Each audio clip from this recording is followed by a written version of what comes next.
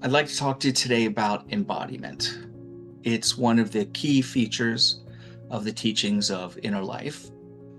And it's a word that is often used more today than perhaps in the past. But in different contexts, it can mean many different things. So sometimes it refers to awareness of the body, and sometimes to emotional expression. Sometimes embodiment means to be present in an experience. And all of that points in the right direction, but it's incomplete. Because embodiment is not just about feeling the body, it's about how the body is functioning as a system, and whether that system is organized, connected, and responsive. Because you can be aware of the body and still be fragmented. Twist your ankle, bang your arm, you're aware of the body, but everything is fragmented. And you can feel sensation and still lack stability. I feel a chi tingling in my hands. I feel a muscle tightness in my neck. Just no stability there, just a feeling. So the question is not simply, can you feel, but what is actually happening in the body when you do feel? And if you look closely, embodiment develops in layers. The first layer is sensing or interoception, right? This is the ability to feel the body from within, not conceptually, but directly. You begin to notice breath in different areas, tension in the shoulders or chest, subtle shifts of pressure on contact. This is important because without sensing, there's no entry. But sensing alone does not create embodiment. It only opens the door. The second layer is structure. This is where the body becomes organized. Alignment begins to matter. How the feet meet the ground, how the spine is positioned, how the head, ribs, pelvis all relate to one another. This is not about posture as appearance. It's not about how you look and how you can pose. It's about function. When structure is organized, the body can support itself. Breath can move more freely. Movement becomes more efficient. Less effort is required to maintain stability. And without structure, sensing remains unstable. The system cannot hold what it begins to feel. There's martial arts, wrestling, Tai Chi push hands, Wing Chun Chi Sao, arm wrestling, all things where there's contact with an opponent, ballet, ice skating, figure skating partners, right? You need to hold together. You need to have sensing and structure, but there's still something missing, the third layer, and that's integration.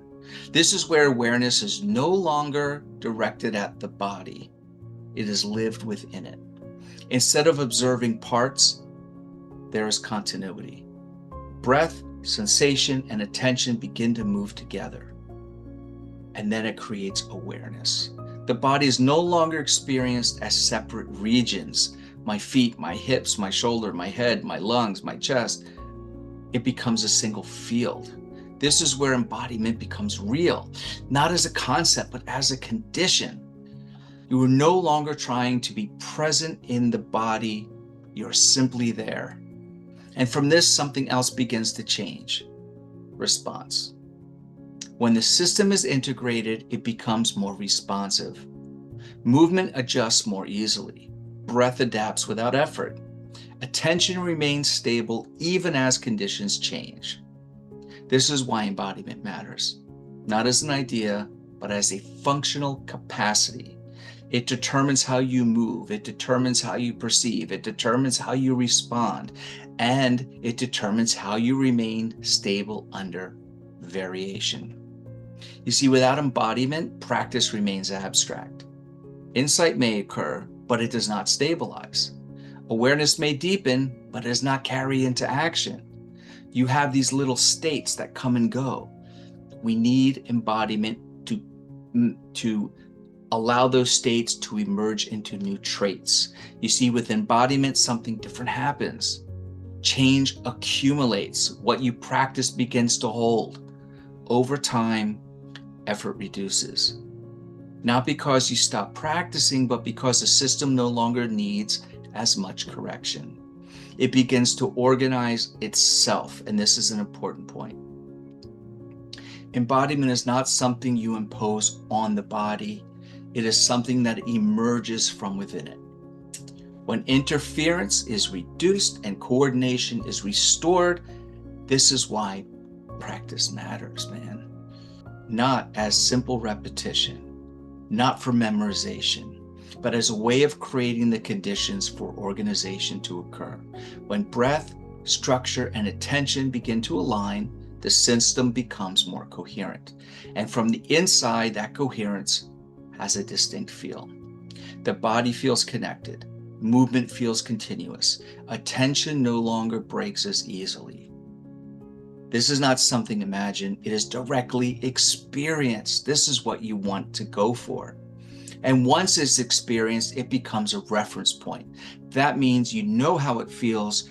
You know what it feels like to be in that emergence, and you can try to replicate that. You no longer have to guess.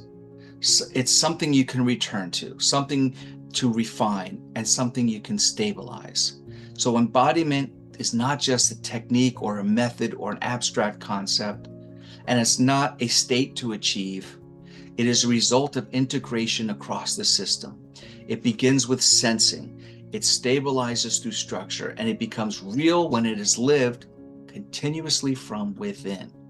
And when that begins to happen, practice changes.